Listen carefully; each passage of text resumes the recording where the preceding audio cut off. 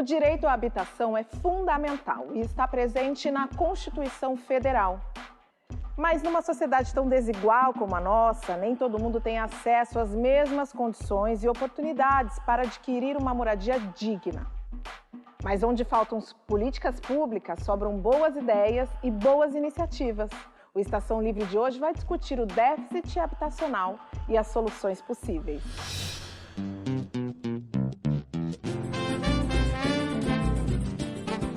Não existe uma coletora da Sabesp que atenda essa região, então a gente, na parte da comunidade, que hoje é 60% dela, tem o esgoto tratado com sistemas locais, biológicos. A primeira coisa da prevenção é a gente saber onde estão as áreas de risco. Nós saímos a campo e vamos informando as pessoas da situação qual elas se encontram, o local, se tiver uma pluviometria com índice maior, o que fazer, a quem chamar. Alma negra, pura e verdadeira luta guerrilheira, face tão sofrida. Sem teto é só aquela pessoa que mora em situação de rua. Mas sem teto é aquela pessoa que tem boa parte da sua renda familiar comprometida. Então essa ocupação ela é feita por esse público de pessoas. Hoje eu tenho a minha casa para morar. Estou pagando, né, com muito sacrifício, mas tenho a casa para morar, porque morava de aluguel, morava de favores, né? A gente leva em consideração, para poder conseguir escolher um cliente, a renda da família, no caso, e a precariedade dessa residência. Por conta do valor do metro quadrado ser tão alto, eles têm que reduzir o tamanho do apartamento para contrabalancear esse valor. Tudo que está vindo com esse prêmio é muito interessante. A gente sabe que o diferencial da casa é por estar na periferia, que tem mansões e mansões concorrendo, mas a delicadeza, o detalhe e a história que ela traz, eu acho que é o que está fazendo apontar a ser a favorita. E os ratos são os primeiros a abandonar o navio, trapaceiros, vilões, piratas da... E para falar sobre habitação, eu tenho o prazer de receber aqui o engenheiro civil Luciano Machado e a professora e pesquisadora Patrícia Maria de Jesus. Boa noite, Luciano. Boa noite, Patrícia. Muito obrigada. Segundo um estudo feito a partir de dados do Centro Nacional de Monitoramento e Alertas de Desastres Naturais, cerca de 10 milhões de brasileiros vivem em áreas de risco. E aí, claro que não cabe avaliar o porquê essas pessoas moram em regiões tão perigosas. Mas há muito que precisa ser feito para que tragédias como a de Petrópolis, Bahia, litoral norte de São Paulo e Franco da Rocha não aconteçam novamente.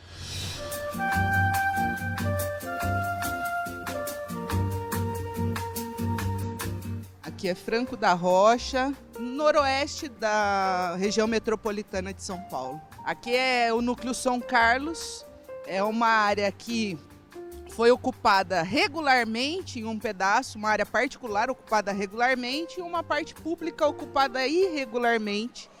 No ano passado, com as chuvas intensas, nós tivemos um deslizamento de terra na área particular que afetou diretamente essa área pública, causando aí a destruição de 70 unidades habitacionais e o falecimento de 18 moradores. Isso aconteceu dia 31 de janeiro de 2022.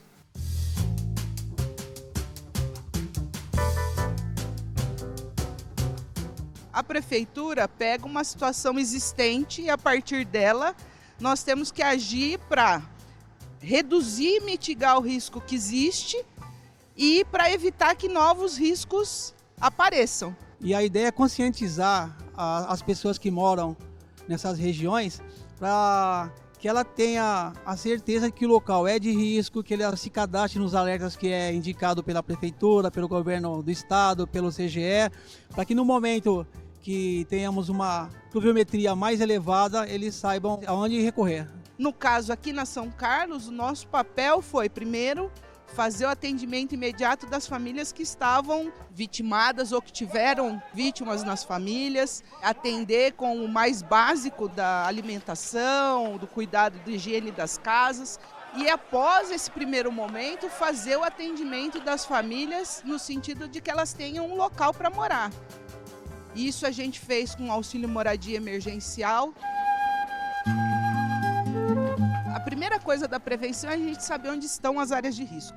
A Defesa Civil, juntamente com o laboratório da UFABC, fez no ano de 2021 um plano de redução de riscos.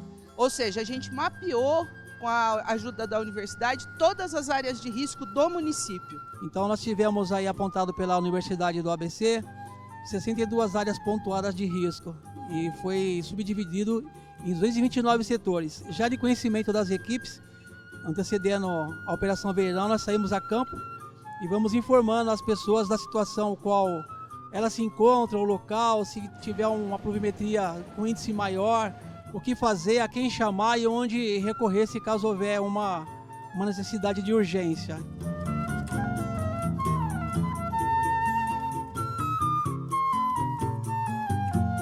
A notícia boa é que nós temos já aprovado 70 unidades para atender as famílias que perderam as casas aqui na São Carlos. Nós vamos começar a construir ainda nesse semestre 372 unidades habitacionais para atender exclusivamente famílias que vão sair da área de risco. E nós temos aí um compromisso também do governo do estado em mais 250 unidades para a gente também atender essa demanda. A prevenção sempre é a melhor opção, a melhor arma que nós temos, porque a prevenção, se ela for bem articulada e bem atendida, nós vamos evitar bastante sofrimento nosso e de famílias que venham a perder entes queridos.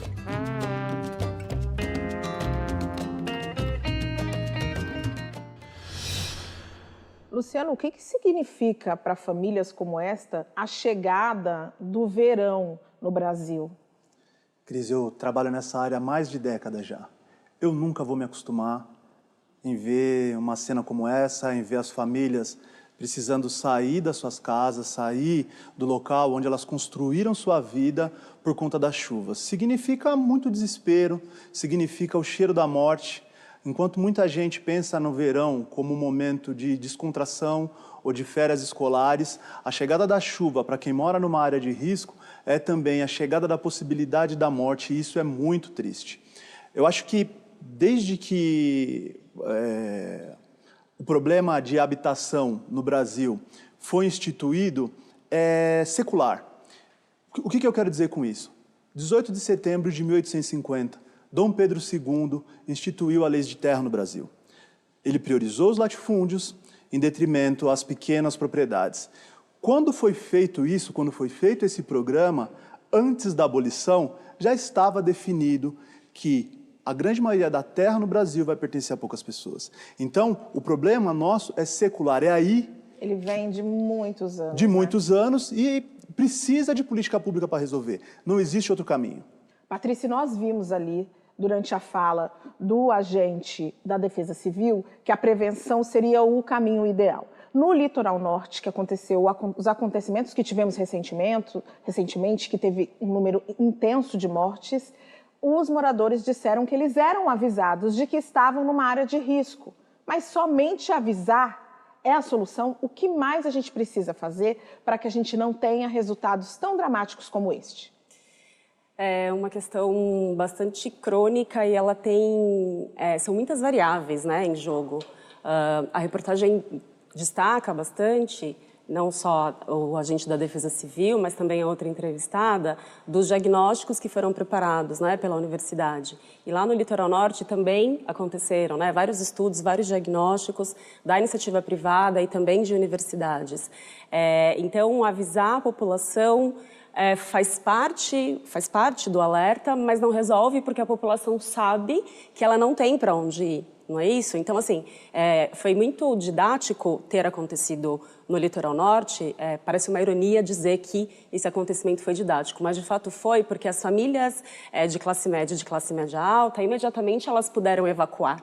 E puderam evacuar de helicóptero, certo? As famílias pobres não puderam evacuar. E isso significa que, cotidianamente, o abrigo delas é aquele que foi construído ao longo da vida, não é? Com os recursos possíveis. Então, Então, para corroborar o que o Luciano está dizendo, só a política pública pode resolver, e eu vou mais além. Não é apenas a política pública habitacional, e no caso da política pública habitacional, também não é removendo toda a população de uma área como essa, porque o risco ele precisa ser localizado, tipificado, classificado, não é? E também não apenas a produção de unidades habitacionais novas, né? Então, assim, quando a gente cruza os eventos climáticos extremos, que serão cada vez mais recorrentes, com um problema habitacional crônico, a reportagem mostra Franco da Rocha, e nós acabamos de sair desse desastre no litoral norte, mas ano a ano a tragédia vai mudando de lugar. A tragédia... E todo início de ano, nós assistimos tragédias como essa. Vai mudando de lugar, mas as vítimas são sempre as mesmas, a natureza desse sítio ocupado é sempre a mesma, né? Então, definitivamente, não é possível, há muito tempo não é possível. Não é possível tratar o problema dessa forma. Além do que, quero sinalizar, deixar bastante claro, que o sistema de alerta, né, para a previsão do governo do estado, ele não funcionou para o caso do litoral norte. São então, Sebastião. Assim, não é? A gente tem uma previsão que ela vai medir a quantidade de chuva, a localidade dessa chuva e o horário dessa chuva. Mas se isso não chega de uma maneira amplificada para toda a população, a gente não tem como resolver. Então, alguns moradores estão avisados. E os turistas todos que estavam indo para lá, eles estavam avisados? Seguramente não. Né? Ô, Cris, deixa eu fazer um gancho na fala da Patrícia aqui, em relação a essa questão do mapeamento. A chuva ela foi mapeada e ela foi avisada com antecedência. Ela foi comunicada, inclusive, nos jornais. Mas o que significa para a população que não entende o que é 50 milímetros de chuva, 200 milímetros de chuva, 300 milímetros de chuva? A comunicação ela precisa mudar. A pessoa ela precisa entender e talvez não falar de forma tão técnica. E qual é o risco envolvido? A chuva que aconteceu no litoral de São Paulo é um recorde brasileiro, mas a chuva prevista, 250 milímetros de chuva, já é uma chuva com possibilidade de causar estrago. Já é uma chuva que poderia ter acontecido movimentos de evacuação ou de não permitir que as pessoas fossem até as praias. Porém, a gente não tem plano, a gente não tem planejamento. Não tem um planejamento prévio para que a gente possa salvar a população. A gente vai poder falar um pouquinho mais sobre esse assunto ao longo do programa. Agora vamos falar um pouco de saneamento básico, porque 34 milhões de residências brasileiras não têm acesso à rede de esgoto. Mas a comunidade vai lá e dá seu jeito e improvisa soluções que muitas vezes resultam em esgoto a céu aberto. A favela dos Sonhos, na região metropolitana de São Paulo, está vivendo uma outra realidade. Um projeto que foi desenvolvido pela rede Gerando Falcões criou as Casas Sementes, que possuem saneamento básico e todo o preparo elétrico para funcionamento de energia. Mind the gap between the train and the platform.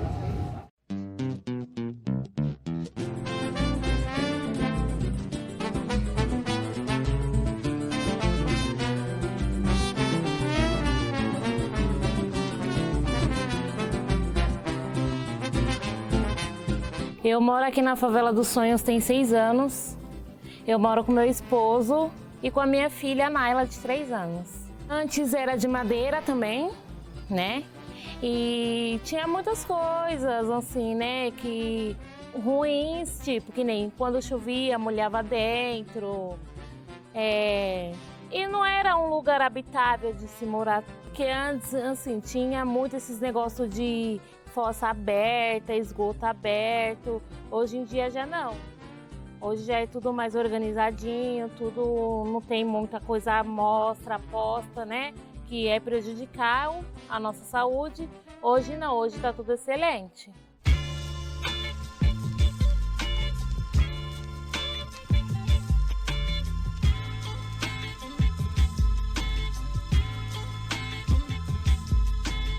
A gente iniciou o nosso trabalho aqui com um processo social que a gente chama de diagnóstico participativo, onde a gente reuniu toda a comunidade, ou boa parte dela, para discutir as prioridades, os problemas, os sonhos. Depois disso a gente construiu um centro comunitário e depois a gente entrou com um programa forte de moradias. Foram construídas 9 moradias com banheiro.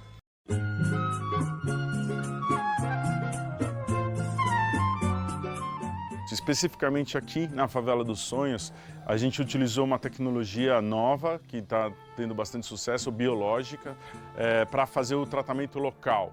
Não existe uma coletora da Sabesp que atenda essa região, então a gente, na parte da comunidade, que hoje é 60% dela, tem o esgoto tratado com sistemas locais, biológicos. Uma vantagem do sistema biológico que foi instalado aqui é o alto desempenho em relação ao consumo de energia, que não tem.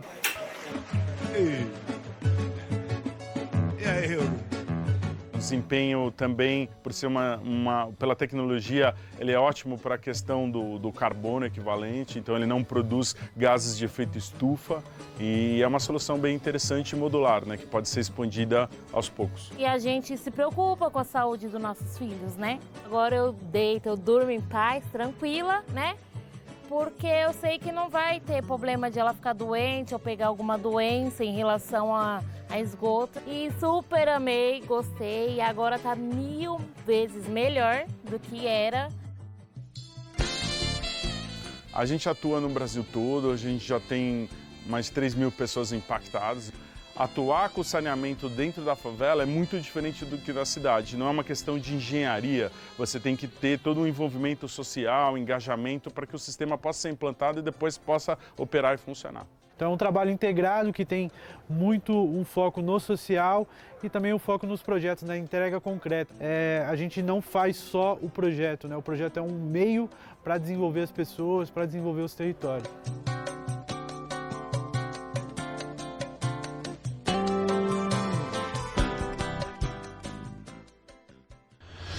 Não sai daí que eu já volto. Pega a visão, você quer saber sobre arquitetura e construção? Vem comigo que eu vou te levar no lugar certo. Moleque, o Oscar Niemeyer, ele é menino perto dos pedreiros aqui da Rocinha. Mano, os prédios aqui na Rocinha é feito pra no mínimo 3 andares, né? Mas pela fé, a gente constrói prédio mais alto que a MIP Straitburg, filho. Não, e outra, os engenheiros civis daqui, vulgo pedreiro, eles são formados em construir casa bêbado. Sempre com o litro de 51 na mão, já é lei. Não, e outra, o risco de um prédio cair aqui é zero, porque a distância de um prédio pro outro é de 1 palmo. Aí se um cai, é um segurando na mão do outro. E aqui ainda tem que se dar o luxo de ter vista pra favela ou pro beco, porque sempre tem aquele vizinho que fecha a sua vista igual o porteiro do Enem.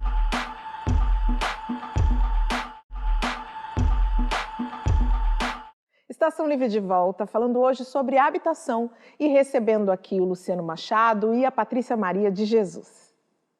Criada em 2013 em um imenso terreno no Jardim Ângela, aqui zona sul de São Paulo, ocupação Vila Nova Palestina, ocupa uma área de proteção ambiental. Os moradores estão esperando há 10 anos a regularização dos seus terrenos para poder construírem casas de alvenaria e lutarem por água tratada, esgoto e energia elétrica para todos. Você chegou na Vila Nova Palestina. Aqui tem, morando diretamente, tem 250, mas total na luta 2.000. Boa tarde, senhor. Carro da cultura! Carro de desenho! Mesmo que andasse no Vale das Sombras, eu nada temerei. A ocupação Vila Nova Palestina, ela aconteceu em novembro de 2013. Mesmo que andasse no Vale das Sombras, eu nada temerei. Um ajudando o outro. Começa assim, de bambuzinho assim, ó, depois agora tu vai vir fazendo bandeirite. A fé do povo brasileiro não vai te deixar cair. Mudou, cara, que no começo da ocupação tinha muita gente, né? Chegamos a 8.000 famílias. Hoje a gente tem 2.000. As pessoas cansam? E as pessoas vêm achando que as coisas é fácil. Eu acredito que sim, as pessoas cansam de esperar, né, medidas alternativas do governo, alguma política pública, política habitacional, mas por conta do poder público, né, dos governantes, acaba demorando. São Jorge, venha me proteger. Oi, Riquinha, sou eu, gordinho. Boa tarde, eu cheguei agora, mas vim. A senhora tá bem? Cheio de dor aqui, mas vai se levando, né? Eu cheguei aqui no segundo dia da ocupação, sou uma das primeiras moradoras aqui da Vila Nova Palestina. Hoje é quinta-feira, hoje é dia de Ogum, de Ronda. Deus o protege, Deus o guarde, a eles e a mim que estou aqui nesse barraquinho. Sem teto é só aquela pessoa que mora em situação de rua. Mas sem teto é aquela pessoa que tem boa parte da sua renda familiar comprometida. Então essa ocupação ela é feita por esse público de pessoas.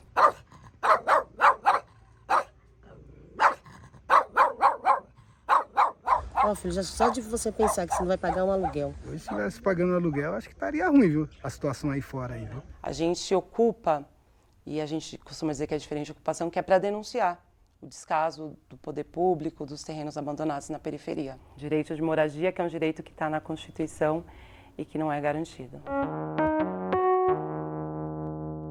A mulherada ainda está na linha de frente. Quase 75% são mulheres que ajudam ser coordenadoras de grupo, mulheres que tocam assembleia, mulheres que vêm no dia a dia. Eu gosto muito do movimento, né? Eu gosto de ir em ato, eu gosto de limpar o mato, eu gosto de ver muita gente, entendeu? Olho no olho, com forte, cabeça erguida. Tá rolando um som?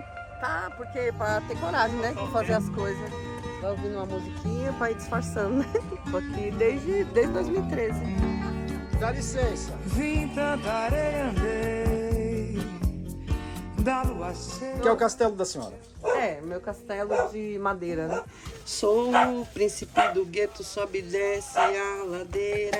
Sou o príncipe do gueto e meu castelo é de madeira. Eu vim morar aqui porque eu pagava aluguel e aí apertou, o aluguel não tava dando mais.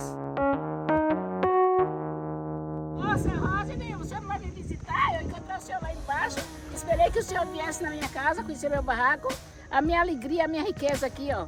Aqui quando eu cheguei, há 8 anos atrás, eu morava naquele meinho ali, ó. Meu barraco era pequenininho. Hoje, depois de 3 anos ali, aí eu puxei ele pra cá. Tá, olha, meu barraco agora. Eu durmo sozinha, sem medo, com minha casa fechada.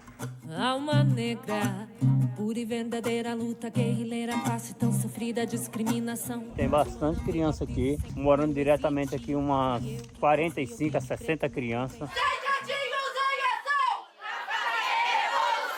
Vocês são a história e os padrinhos e madrinhas hoje estão construindo um novo episódio aqui na Palestina. Muito obrigada a todos e a todas. Vai ver as crianças felizes é deixar todo mundo feliz também.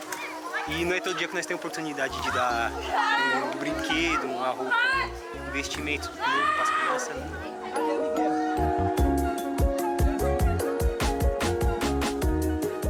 É luta pra valer mesmo aqui. Aguardando aí a definição, né? O que faltam acontecer é, primeiro, o prefeito Ricardo Nunes desapropriar aqui, comprar o terreno do proprietário e a gente conseguir encaixar a ocupação em uma política habitacional, seja ela tanto a nível municipal, estadual e federal. Eu quero ter minha casa, porque parece que da minha casa é que eu vou conseguir as outras coisas. Uma pessoa que trabalhou a vida toda, pagou 39 anos de NPS. E assim, eu ainda tenho que continuar com esperança. Eu não posso te confortar muito, mas um abraço te conforta? Conforta. Posso te dar esse abraço? Pode. Nem saberia contar. Obrigado. De onde vem tanta força? Prefiro achar que tá tudo bem. Do meu coração, da minha vontade de viver, da minha vontade de lutar.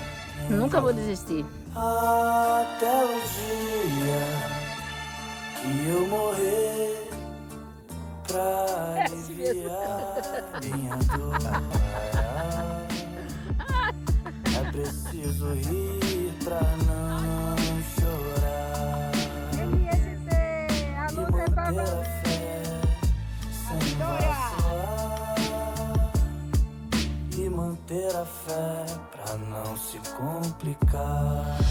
Luciano, e a gente viu na reportagem do bloco anterior, a gente falou ali de saneamento básico, e acho que é uma oportunidade da gente retomar esse assunto com esse pessoal da ocupação da Nova Vila Nova Palestina. A gente viu que eles estão ali há 10 anos em situações precárias de moradia, né? Sim, quando a gente pensa do ponto de vista técnico, a proximidade com a represa, ela precisa ter tomado muito cuidado para que a gente não esteja poluindo mais um efluente.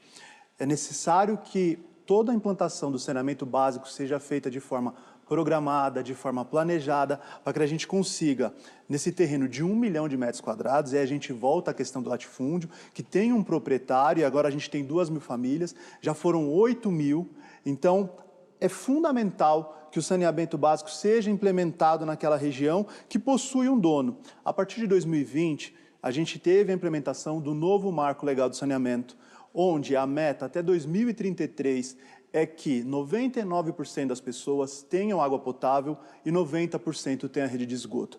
É necessário que seja feita a cobrança e, para isso, o movimento é muito importante. Tudo acontece no Vila Nova Palestina de forma organizada, seja a alimentação, seja o cuidado com as crianças, existem cursinhos preparatórios. Então, a gente tem o preconceito da pessoa que mora numa ocupação, sem entender realmente como ela funciona ali, é muito desumano. É muito desumano. Só acontece porque é organizado. E, sem dúvida nenhuma, o saneamento é fundamental para que a gente possa ter essas pessoas tendo as suas casas com dignidade e a gente não polua o meio ambiente, que é super fundamental, e a gente está vendo as questões de meio ambiente, as questões climáticas, o quanto é importante a gente manter a conservação do nosso efluente. Patrícia, e aproveitando, a gente falou um pouco também de déficit habitacional no bloco anterior. E aí a gente falou do papel do governo na implementação de políticas públicas. Mas e a sociedade em geral? Nós também temos um compromisso para a diminuição do déficit habitacional no Brasil? Sem dúvida. O déficit, Cris, ele é uma medida, né? Ele é um índice genérico para qualificar, para quantificar, não é, o contingente da população que está numa situação de vulnerabilidade social e que não tem ali uma moradia digna. Mas também tem uma medida dentro do déficit habitacional que é a qualificação do déficit, né? Então, assim, o ônus excessivo com aluguel, que apareceu aqui em várias reportagens, a coabitação, quando várias famílias coabitam uma casa pequena, não é? A rusticidade, a inadequação dos materiais, isso também compõe. Então, a sociedade civil organizada, ela pode, como no bloco anterior apareceu ali o biosaneamento, escritórios, a construção das casas, escritórios de arquitetura popular, não é? Engenheiros também populares, advogados que trabalham, né, com o direito urbanístico, todo esse caldo, sabe, pode compor e também na interlocução com os gestores públicos. Não dá para o gestor público ouvir um tipo só de agente. E ouvir só o morador, né? Aquele que necessita, que busca, né? Só a população que busca pelo direito à moradia. A gente precisa realmente compor em conjunto. Sim, e inclusive chamar os moradores para projetar essa casa, né? Dificilmente o arquiteto, o engenheiro, o gestor público, o dono do financiamento ouve a população.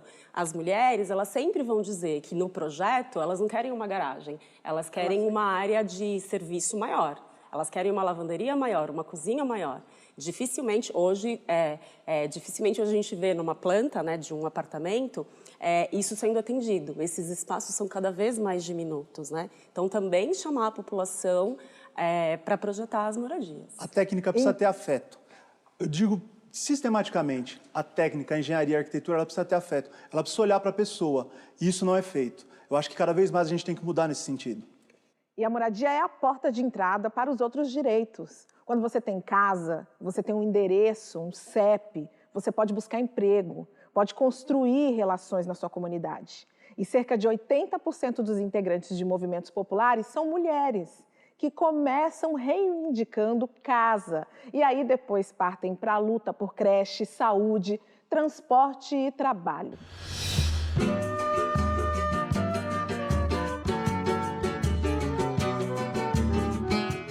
Olá, TV Cultura, estamos aqui hoje no Jardim São Savério, chamado carinhosamente Jardim Celeste.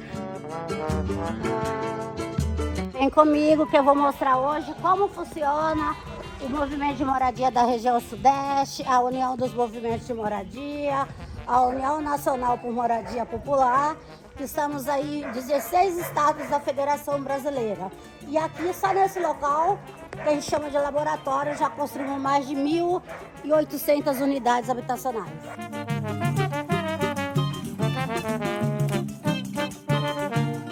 Eu cheguei aqui, eu fui o primeiro a mudar para minha casa. Era tudo barro. Para você sair daqui, a gente tinha que colocar a sacola no pé para subir até lá em cima, para chegar no asfalto. Aí chegar lá, tirava, o sapato fica limpo. Todos têm que ter um teto para morar. É muito bom. Quando a gente luta e essa luta ela é coletiva, tem de tudo para dar certo. Que antes não tinha nada, vieram para cá e buscaram toda a infraestrutura.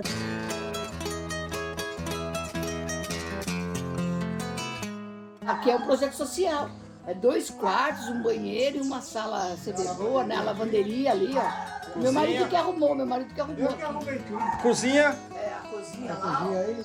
Chefe de cozinha. Já vem com chefe de cozinha ou não? Vem com o chefe. Já vem com chefe de cozinha? Já veio com o chefe junto. E ele que colocou o piso, ele colocou tudo. Ele aprendeu e colocou. Depois de velho ele aprendeu. 13 anos atrás eu já saí pagando quase R$900. De aluguel? Era de aluguel. A minha filha que me ajudava. Hoje? Hoje eu pago R$92. E tem o condomínio, lógico, né? Que vem junto com a água. Mas quando terminar a prestação? É, quando terminar. O apartamento? É nosso. Aluguel nunca mais. Falavam pra gente que não podiam construir porque era área verde e tinha a questão do meio ambiente, para atender as famílias pobres. Mas foi só vir as grandes construtoras, rapidinho o meio ambiente não funcionou. Desmataram todo o verde, como você está vendo, vários prédios foram construídos para atender família de classe média.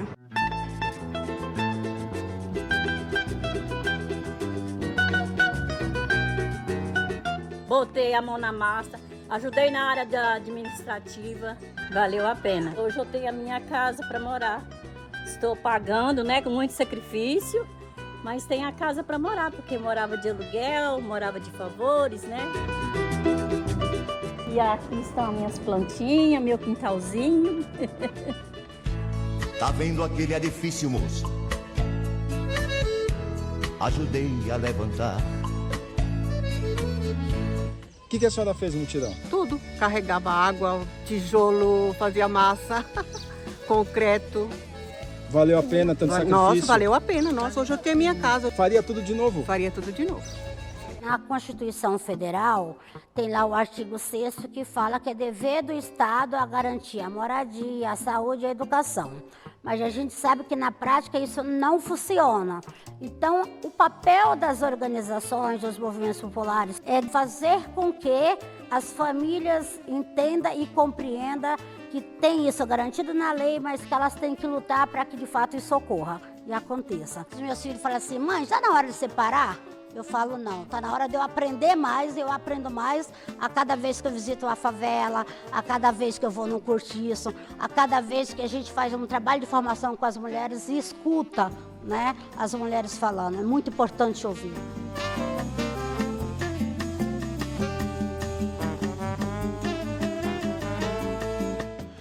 É isso aí, as mulheres sempre brilham com a sua força e com a sua determinação.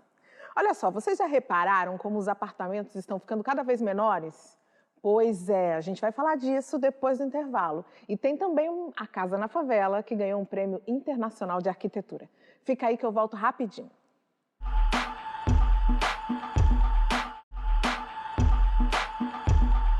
Uma pesquisa Datafolha mostrou que 85% dos brasileiros construíram ou reformaram um imóvel por conta própria, sem contratar arquitetos ou engenheiros. É que o custo do serviço costuma ser alto, mas as soluções interessantes também acabam aparecendo. Escritórios de arquitetura popular estão ampliando o acesso a esses profissionais e garantindo mais salubridade para as habitações.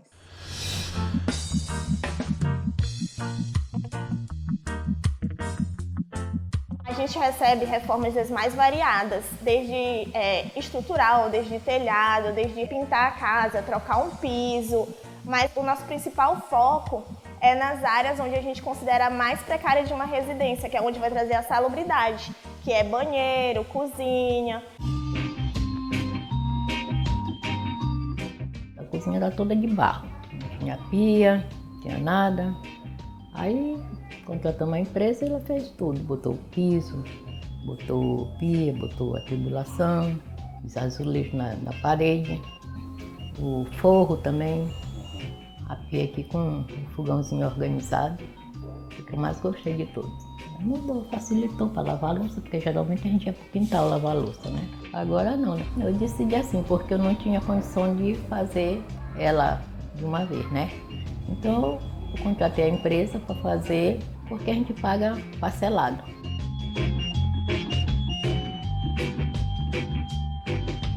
Como se fosse um kit cômodo, onde as pessoas elas reformam o cômodo da sua casa, um cômodo por vez. A gente leva em consideração, para poder conseguir escolher um cliente, a renda da família, no caso, e a precariedade dessa residência. A população consegue ter acesso a esse kit reforma numa condição de pagamento facilitada, que ela consiga não só ter a reforma dela, mas que ela consiga ter um arquiteto acompanhando essa reforma até o final. Não achei tão caro assim. Foi conforme o que eu ganho, né? Porque eu sou assalariada, então a gente paga por mês. Graças a Deus estamos para terminar de pagar. Inicialmente, na faculdade, né, a gente participava de alguns eventos e a gente sentia a necessidade e essa inquietação de discutir sobre habitação de interesse social. Não tinha esses direcionamentos na faculdade. Então a gente se juntou, buscou essa iniciativa de criar um escritório popular de arquitetura. Todos nós que fazemos parte do escritório Porta Janela viemos também de comunidades de vulnerabilidade. Então a gente também sentia essa necessidade desde a faculdade. A gente já visitou mais de 45 bairros aqui em São Luís, então a gente vai ter vários desafios. Há casas que não têm banheiro, que também é uma situação que parece que não se encontra mais dentro da região metropolitana de São Luís. A gente encontra casas sem banheiro. Aqui no caso de São Luís são mais de 300 mil residências em precariedade. O meu sonho era reformar o meu quarto, né? E o projeto deles eu achei muito interessante, né? E eles realizaram um sonho meu. Meu quarto, vocês precisavam ver como é que era. Era uma bagunça. E eu não ficava nele, ele estava assim como um depósito, o quarto, né? No começo a gente pensava que era assim, né? Muito cara, não ia se encaixar no nosso orçamento, mas graças a Deus deu.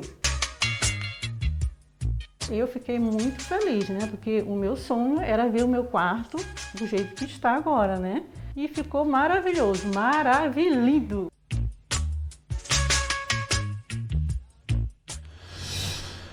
Essa matéria é muito completa porque ela mostra os meninos da comunidade tendo acesso ao ensino superior e voltando seus olhos para as necessidades da comunidade.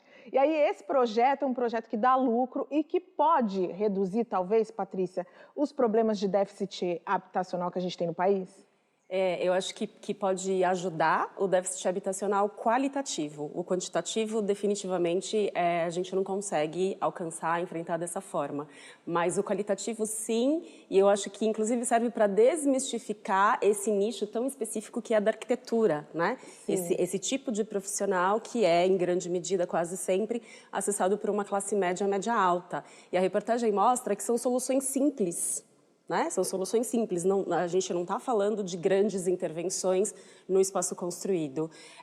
Isso é uma coisa. E a outra coisa é a padronização. As políticas habitacionais, via de regra, elas padronizam uma planta de imóvel que é absolutamente incompatível com a família brasileira. E com a realidade. E com a realidade. Nossa. Ou seja, a família brasileira não são duas crianças, um papai e uma mãe, né, dois dormitórios. Então, essa casa ela precisa combinar com a demanda, com as necessidades dessa família. Então, é isso que o escritório está fazendo. E aí tem ainda uma crítica ao currículo das universidades de arquitetura. Os estudantes, eles dizem, olha, no nosso currículo, a gente pouco viu isso, então foi mais o anseio deles, né, de serem moradores de favelas e de áreas vulnerabilizadas que os fez, brilhar os olhos para isso, né? Então, e aí, só para fechar meu raciocínio, existem iniciativas, né? A lei, conversava com o Luciano antes de nós começarmos, as leis, elas não são auto-aplicáveis. Existem leis de assistência técnica para a reforma, né? Mas é isso, quem conhece essa lei, quem faz uso dela, quem financia. Tem que ser um profissional habilitado, né? E que consiga trazer todas essas informações para dentro dessa comunidade, né, Luciano? É importantíssimo o jovem da comunidade estar preparado. O afeto é originário, ele sabe o que tem de necessidade ali. E muitas vezes o profissional que está fora da comunidade não tem interesse de entrar. né? Então, um profissional habilitado que conhece e sabe a necessidade, transforma o local. Transforma e muito. Agora a gente vai falar de microapartamentos. Afinal de contas, os apartamentos estão ficando cada vez menores. E a intenção desses microapartamentos era boa, fazer com que os proprietários dessas residências próximas de terminais de ônibus, terminais de metrô, deixassem o automóvel em casa e se locomovessem de transporte público. Só que a ideia não deu certo e isso gerou uma grande especulação imobiliária. Esses apartamentos pequenos, em locais de fácil acesso, acabaram virando uma opção de investimento e, nas periferias, moradias apertadas para famílias numerosas. Os microapartamentos, eles têm alguns nomes diferentes e, de acordo com as décadas, eles vão mudando de nome também. Primeiro eles são lofts, depois eles são as kitnets. Eles são apartamentos pequenos, que normalmente têm 20 metros quadrados até 10 metros quadrados, que é um milagre conseguir fazer isso. Existem vantagens de se morar nesses apartamentos. Existem vantagens para alguns tipos de pessoas. Nós estamos na região central, no bairro da Santa Cecília, ou Vila Buarque, né? Porque é meio que divisa. Eu gosto de morar aqui por conta da praticidade, a gente está no centro, está perto de tudo. Eu não preciso de carro, eu tenho metrô, 2 estações de metrô, a República, a Santa Cecília, aqui do lado da minha casa. Aqui tem 32 metros quadrados. O tamanho é um tamanho ok, porque aqui no centro a maioria dos apartamentos que estão sendo construídos ou que são recentes, eles são mais ou menos nessa média de tamanho. Para mim, esse tamanho é um tamanho legal, um tamanho ideal, porque a nossa vida aqui é corrida, né? Então a gente precisa de praticidade. Então, para mim, é cômodo morar aqui porque eu tenho padaria, eu tenho mercado, o meu trabalho fica aqui perto, a igreja que eu congrego fica aqui perto.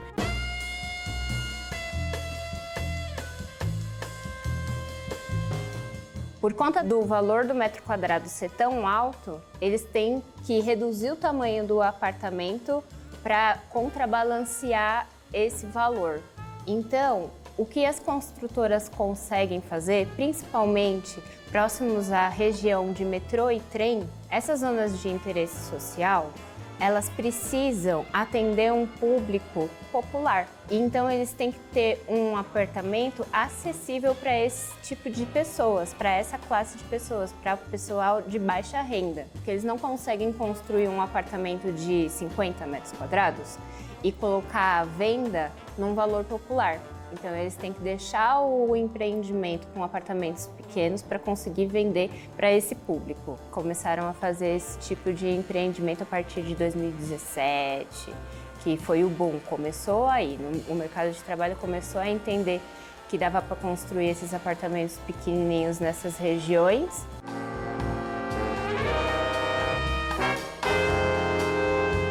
É prático para arrumar e limpar. É muito rapidinho. A única coisa que eu sinto falta é de ter um quarto, uma separação. Só isso. É muito bom morar no centro, gente. Apesar de parecer apertado, mas pra gente que é sozinho, que tem a vida corrida, que precisa de praticidade, eu acho que assim, pro nosso estilo de vida é perfeito. Acho que cabe.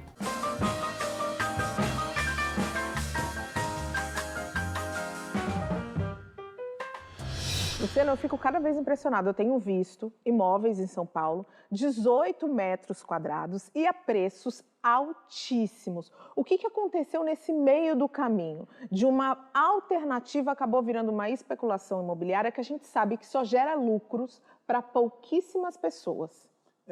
Cris, a sua pergunta ela já define o que está acontecendo, né? São pouquíssimas pessoas que compram com fins de investimento, de ter lucro, aquele imóvel muito pequeno, o tamanho do imóvel diminuiu e o preço subiu. Subiu completamente. E esses imóveis eles são localizados em área onde você tem toda a infraestrutura. Você tem o metrô, você tem internet boa, você tem pouco problema de eletricidade, você tem todo o saneamento básico naquele local, o que faz com que poucas pessoas possam acessar. O que deveria ser uma solução acaba se tornando um problema e não resolve o plano de moradia que a gente tem. Então é isso, é um imóvel que foi feito com um fim e que hoje só visa o lucro. Essa é a realidade. Patrícia, e a cidade de São Paulo, onde é que a gente vai parar com tantas construções? Nós estamos preparados para alocar todo mundo aqui dentro?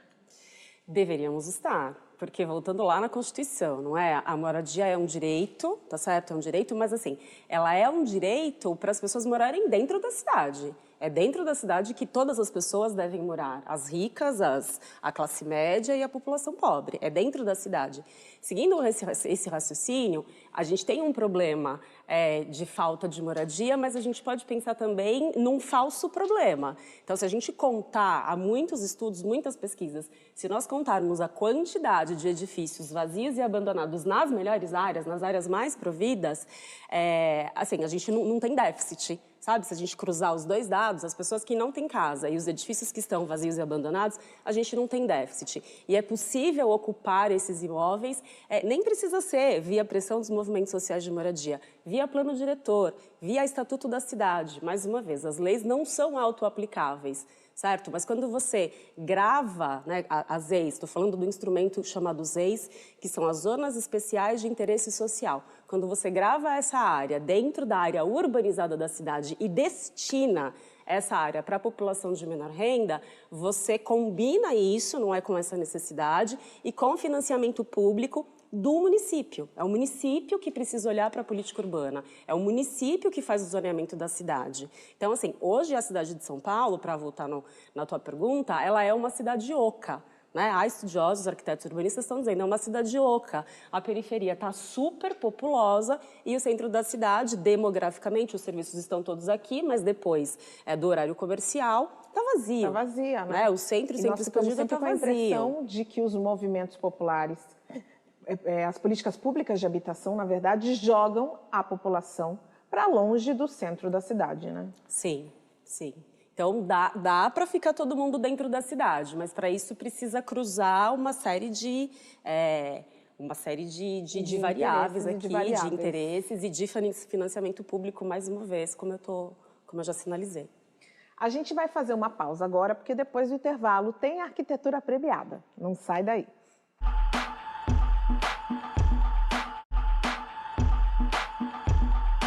A Casa no Pomar do Cafezal, ou o Barraco do Cadu, fica em Belo Horizonte e ganhou o prêmio de Casa do Ano no projeto internacional de arquitetura ArcDaily. O projeto, assinado pelo coletivo Levante, disputou com mansões de vários países. A casa é do multiartista Cadu dos Anjos, que é morador da maior favela mineira, o aglomerado da Serra. Eu não sei o que foi ou o que ficou, quanto tempo, hein? Passou a tempestade, o dia clareou e percebi que clareou para você também. A casa surge em 2017, o projeto dela, quando o arquiteto Fernando Maculan vem para a favelinha e ele vem com uma proposta completamente diferente da arquitetura. Na primeira vinda dele aqui para o morro, ele vê o imóvel da favelinha e fala, vamos fazer uma reforma aqui, um projeto para reforma. E durante esse projeto eu falo, pô, eu tenho um terreno e meu sonho é construir meu barraco, sair da casa dos meus pais. Ele bora fazer. Então ali nasce o coletivo Levante, que é um coletivo de arquitetos, alguns engenheiros e pessoas ligadas a essa área, onde a gente faz projetos para a periferia. O processo de criação do Barraco do Cadu foi fruto de muita vivência, né, de muito tempo de conhecimento das pessoas e do lugar. Isso eu digo que é fundamental para qualquer tipo de intervenção, né, nesses territórios, né, por arquitetos. Ou seja, nós temos que tentar entender esses projetos pela perspectiva de quem vai usá-los. Quando ele chega com o desenho, eu falo, eu não vou ter condição de construir uma casa dessa. Ele falou, tá, a estrutura é um pouco mais cara, mas de resto a gente vai usar o convencional.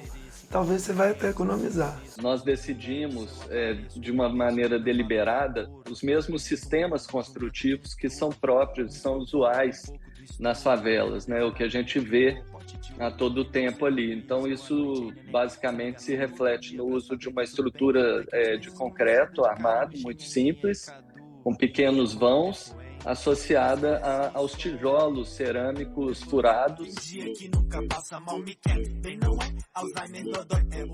Eu dou uma brifada um dia neles, falando que eu queria uma casa moderna, mas com uma pegada rústica, e que fosse algo chique, mas que não destoasse da periferia, para não parecer que eu estava numa onda de ostentação. E eles fizeram do jeitinho que eu brifei, não que eu imaginei, que eu não imaginei desse jeito, mas logo de cara eu percebi que a casa ia camuflar no meio da favela, né? E ela faz isso. Na paisagem ela some. A gente decidiu deitar o tijolo, que é uma forma da parede ficar mais espessa, também dá um grafismo diferente por conta dos frisos. Essa vida é muito curta e bate logo, vem um surto, não sei se você vai seguir os conselhos do meu pai. A casa não ter reboco e não ter pintura é uma escolha nossa para dialogar com as casas ao redor. Interessante também é que os vizinhos perguntavam assim: mas acabou o dinheiro, você não vai rebocar, você não vai pintar? Gente, não, gente. Foi feito para ser assim. A escolha desse projeto por essa plataforma de arquitetura que é tão conhecida mundialmente, ela leva uma reflexão sobre as favelas, uma reflexão tão importante, né? E também de como os arquitetos podem atuar nesses territórios, revelando o que a gente percebe e reconhece de valor e de positivo nas maneiras de vida, nos modos de agenciar as vizinhanças, de se expressar e de ter orgulho de onde vivem, né? A dona do mar pra cuidar de mim, avisa em terra firme, um dia eu volto sim. Tudo que está vindo com esse prêmio é muito interessante. A gente sabe que o diferencial da casa é por estar na periferia, que tem mansões e mansões concorrendo, mas a delicadeza, o detalhe e a história que ela traz, eu acho que é o que está fazendo apontar a ser a favorita, sem romantizar a pobreza, sabe? Mas eu também não quero voltar a ser pobre. O telhado da casa dos meus pais voou quando eu tinha 4, 5 anos. Eu não quero voltar a passar por isso e que ninguém passe. Eu quero ninguém aprende arquitetura. Deixa eu falar que eu quero passar aí na sua localidade. Me deixa pensar que mais tarde nós vamos trombar lá no baile. Cadu, é só sorrisos com esse prêmio incrível. Patrícia, aqui a gente tem um exemplo de uma fala sua ao longo do programa, que você disse como é que a sociedade em geral pode participar. A gente tem um escritório de arquitetura que vai para dentro da favela, olha e ouve a necessidade desse morador, não é verdade? É isso, é sensacional. E o que mais me chamou a atenção, nesse caso, 2 pontos me chamam a atenção. Quando ele diz, eu não queria que a casa destoasse. Ao mesmo tempo que, de fato, a casa não destoa, ela se destaca, entende? Mas é um destaque sutil. E o segundo ponto que mais me chama a atenção é que o argumento negativo de todas as famílias que constroem as suas casas com muito custo nas favelas é que o dinheiro, de fato, acaba e você não consegue pintar. Não é? Tá sempre esse tijolinho à vista, tá sempre esse ar de inacabado. E ele traz isso para o projeto de uma forma proposital, né? Então, assim, não tem cor a fachada, que daria uma ostentação, como ele bem diz, mas a cor da casa dele está no interior, né? Todo o interior. Ali o tampo da privada, a almofada, o sofá. Então, assim, a gente não está falando de alguma coisa que não precisa ser colorida, divertida, alegre e atender a demanda do morador. Pelo contrário, mas isso pode estar no projeto de uma outra forma.